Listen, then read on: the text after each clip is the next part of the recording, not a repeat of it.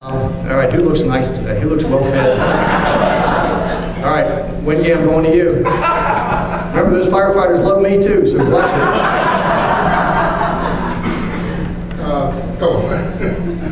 Councilman Lieutenant St. Pete, and thanks for coming over, Mayor Buckhorn, and congratulations on your victory. I only have one question for you. It's an easy one. Okay. Do you think St. Petersburg is viable for baseball? Is the time up? No, he's sitting on there at stop sign. Do I think it's viable for baseball one day? It's probably not my decision to make. I have said, and I'll get this all out of the way so we can get on to other stuff, like homelessness. I have said from the beginning, Mayor Foster and I have talked about this, and I was famously quoted in every baseball blog in America. I'm not going to be the boyfriend in a divorce. I mean, I'm just not doing it. I have too much respect for the legal process. I'm not interfering in that contractual relationship. Whatever happens is going to happen. That's not my fight. There's nothing I can do about it anyway.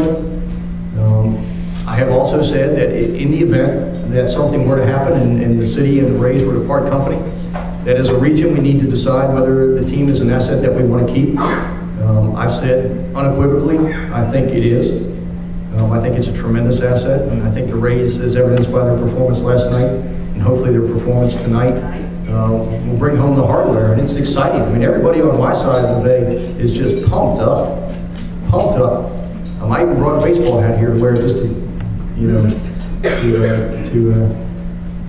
to demonstrate my support. And I've also said that if that day comes, and if the decision is that it's a regional asset and we want to keep it, and if the city and the Rays part ways, then I think the best location for that stadium would be in downtown Tampa. Okay, that triggered a lot of questions. Rick Kreisman. I got to get warmed up here, folks. I got to go to some friendly faces. Thank you, Mayor. Good to have you here. Thanks, Rick. Question for you is it too soon to start talking about taking a run, Rick Scott?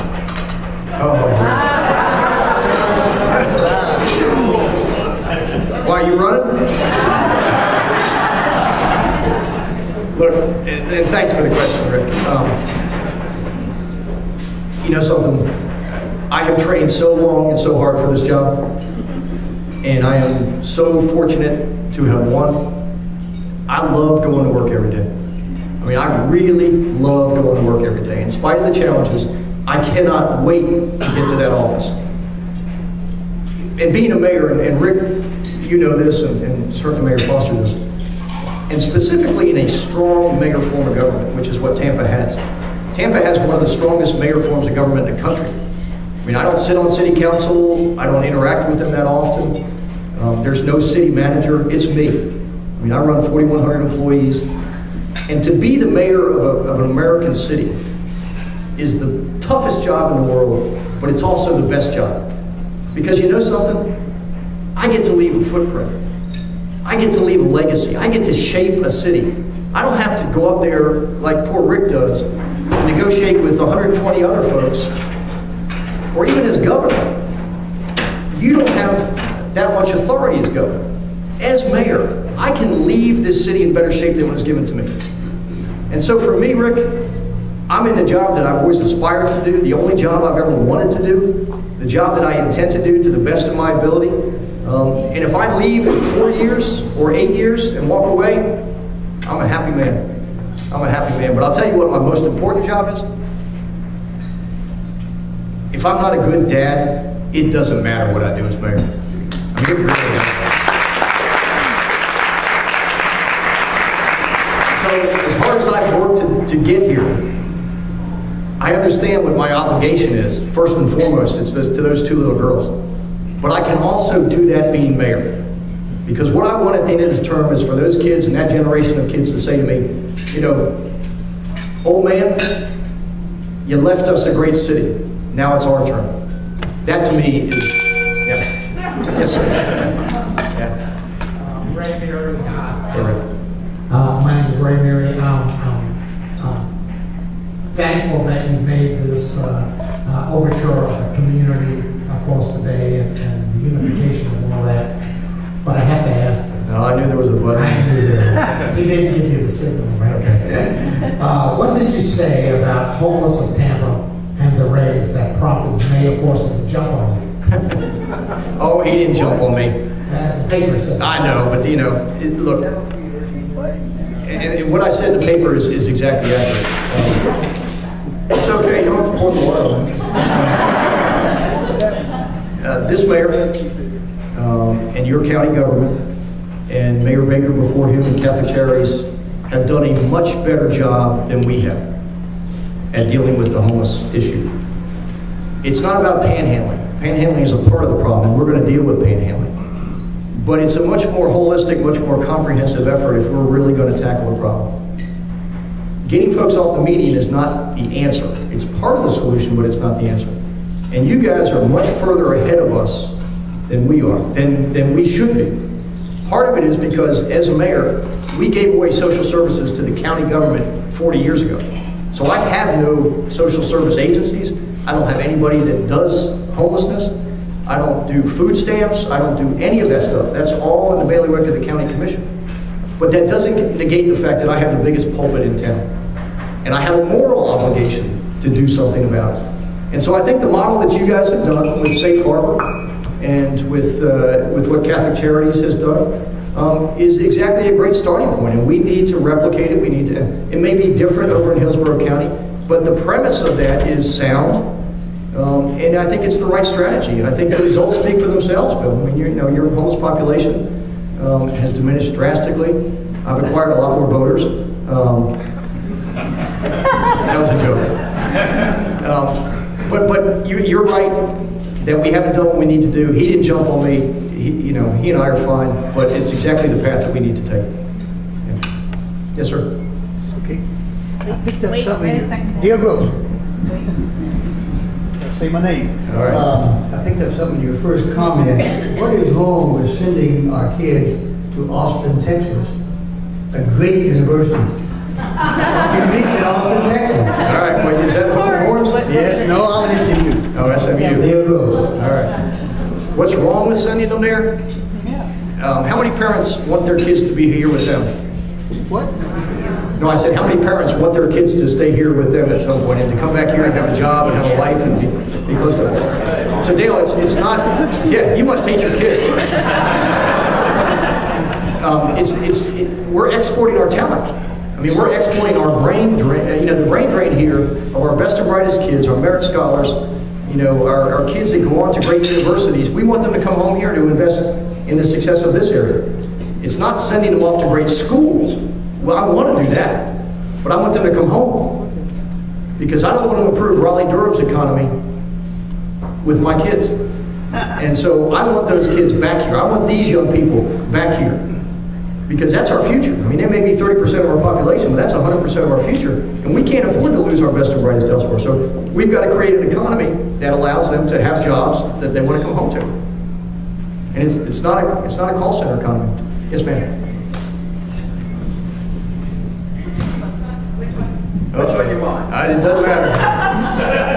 I can see that look in both your eyes, so just go ahead. Fire away. Terry Bryant. Hi, Terry. I'm a family graduate, and we're over in Orlando with our class every year, which is also big revenue. Yeah. Many years ago, there was a lot of disturbance about pushing them out. What will you do to try to bring them back? I would love to, and shame on us for allowing that to happen. As many of you are aware, that the Florida Classic used to be held in Tampa at the old Tampa Stadium. It was Bethune-Cookman versus FAMU. It was a great event. People came from all over the country to come back for that game. It was a wonderful experience for our community. Unfortunately, in the, it must have been the early 90s, there was a series of incidents that occurred around the game that smacked of racism. Candidly, it was awful. Tampa Bay Mall closed their doors during the game. They thought they had legitimate reasons. To the rest of us, we thought it was foolish. Hotels were charging more.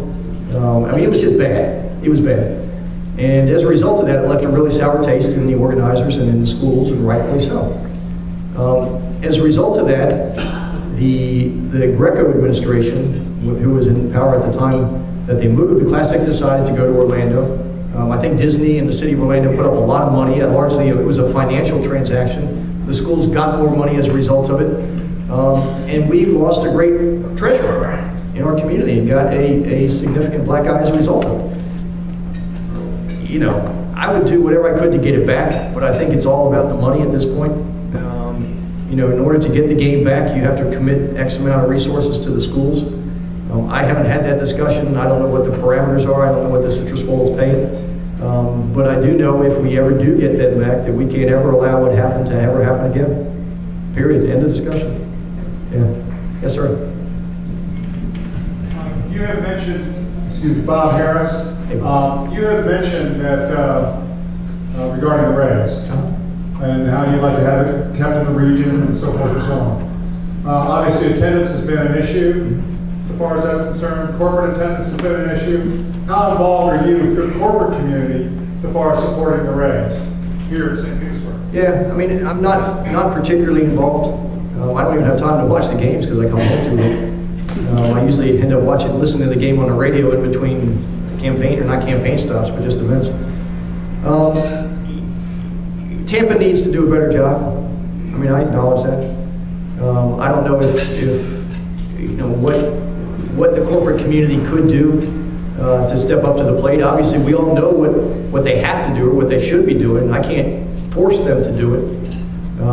You know, the Rays are a regional asset, and we're all cheering for them. We're all proud of them. I don't know what the answer is. If I did, I would be the governor. As to why the corporate community on both sides is not supporting it like they should.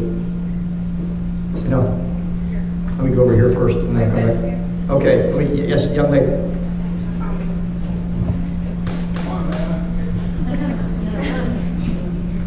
Liz Valentine, first of all, thanks for calling me the future. And secondly, you stated last June that layoffs were going to be necessary to basically save Tampa's budget. What did you end up cutting and doing so that you didn't lay anyone off? That's a great question. And I was operating under the assumption that things were so bleak that was inevitable.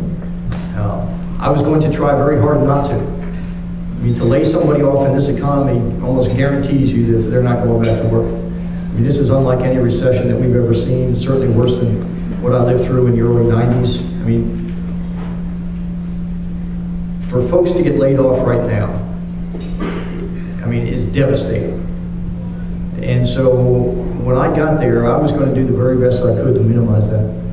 And so what I did to try to avoid it is, I mean, we literally looked under every rock in city government. When I had all of our departments give me a baseline budget, 10% reduction, and across the board 15% reduction. So I had a binder about this thick with all of my options, and I wanted to know what programs were going to be affected, who were the constituencies that would be affected, you know, how it would affect the performance of the department. And so I was able to go through for the last 4 months, literally every day, going through that document. You know, I would carry it around with me constantly, trying to figure out, it was almost like a menu. I was able to figure out where I could have the biggest impact financially and the least impact on people's lives, while at the same time balancing the need for city services. And so what I was able to do is find significant chunks of money in projects that hadn't been completed, projects that had been pushed out a couple of years. I took all of that. If there were unfilled jobs, unfilled vacancies, I eliminated those. So the city government that we have now is smaller, our budget is smaller.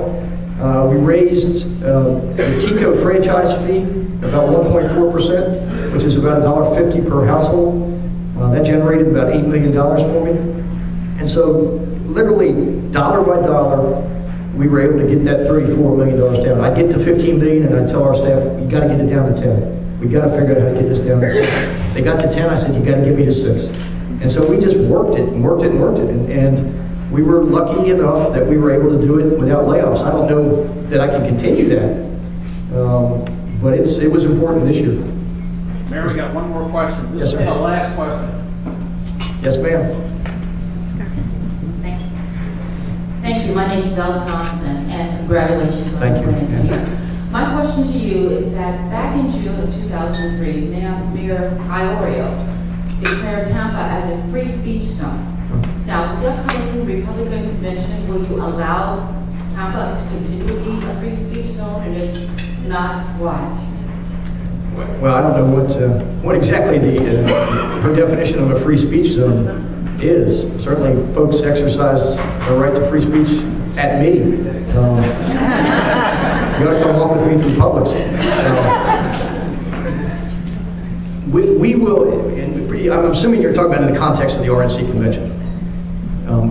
We encourage people to exercise their First Amendment rights. Those that want to protest legally do so with law-abiding fashion are welcome to do so.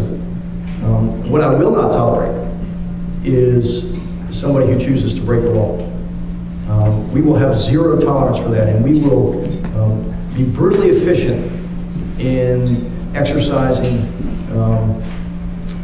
our responsibilities to make sure that those visitors and those conventioneers and everyone else is safe, including the safety of my officers. And, you know, politics, we encourage that discourse. It's what our system is all about.